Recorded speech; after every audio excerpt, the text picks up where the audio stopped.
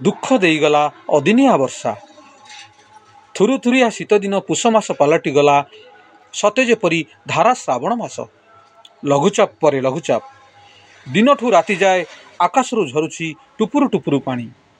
ବିଲରେ ଲହଡ଼ି ମାରୁଛି ଲଘୁଚାପ ଜନିତ ବର୍ଷା ଜଳ। ମୁଣ୍ଡ ଝାଳ ତୁଣ୍ଡରେ ମାରି ବିଲରେ ଫଳାଇଥିଲା ସୁନାର ଧାନ ଫସଲ। ହସୁଥିଲା ଧାନ କ୍ଷେତ। ପାଚିଗଲା ପରେ ହଜାର ହଜାର ହେକ୍ଟର ଜମିରେ କଟା ହୋଇ ପଡ଼ି ରହିଛି ଧାନ କଚଡ଼ା। ବର୍ଷାକୁ ଦେଖି କିଏ ତରବରରେ ବିଲରେ ଗଦା କରି ରଖିଥିଲା ଧାନ ହଳା।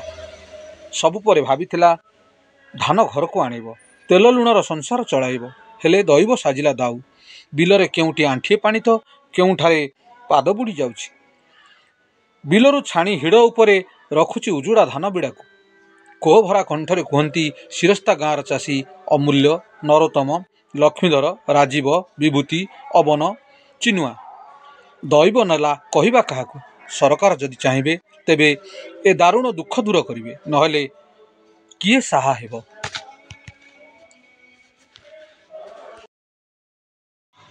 Report Jio TV Bamdev Sahu.